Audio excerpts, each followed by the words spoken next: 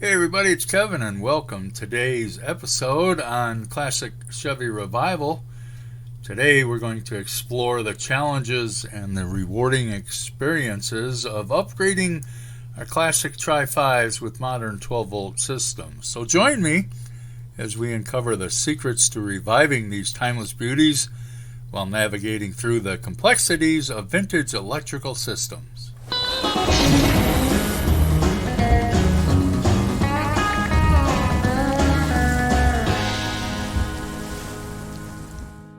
You know, automotive technology has evolved significantly over the years, but integrating today's technology with the infrastructure of yesteryears can sometimes lead to numerous challenges.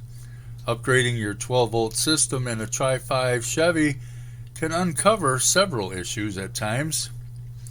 When assessing your Tri-5 electrical system, it's crucial to methodically break down the various components.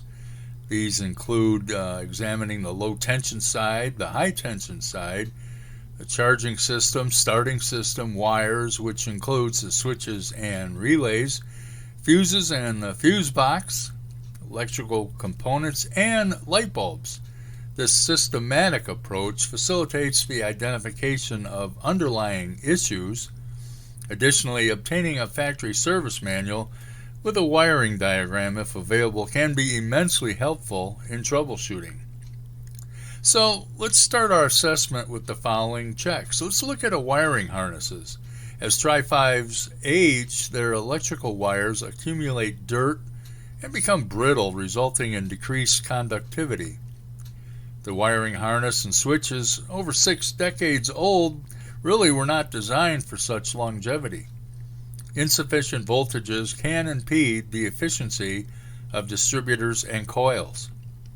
Many electrical issues in Tri-5 cars stem from loose or corroded connections, blown fuses, or just plain melted fusible links. And some tools are a necessity to perform these tests, such as an electrical test light. An automotive test lamp compatible with 12-volt systems is indispensable for identifying electrical shorts.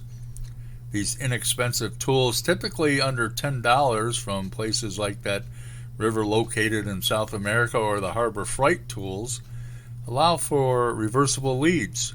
One end connects to a positive terminal, while the other to a ground.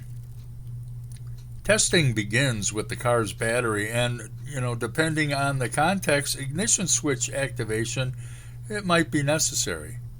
The sharp end of a test light facilitates piercing wire insulation for non-evasive circuit testing. Also, the use of a digital multimeter, costing less than $40 usually, is a versatile instrument for measuring electrical values such as voltage, current, and resistance. While a multitude of tests can be performed with the multimeter, 2 common applications include assessing wire integrity and determining resistance levels. A reading above 0.02 ohms indicates a faulty wire or a terminal necessitating replacement. Also, don't forget our battery cables and terminals. Revive your classic Chevy with PaintScratch.com. Hey everybody, this is Kevin from Classic Chevy Revival, and as the leading provider of professional-grade automotive paint, they offer over 100,000 custom colors. With over 50 years of experience, their family-owned business guarantees a perfect match for your vehicle's original color. From touch-up paints to full restorations, trust PaintScratch.com for quality and precision. Visit our website, ClassicChevyRevival.com, and click the link to revive the beauty of your Tri-5 Chevy with PaintScratch.com today. Inspecting the battery cables to ensure a snug fit on the battery posts without any looseness. Additionally, assess the condition of cables leading to the terminals.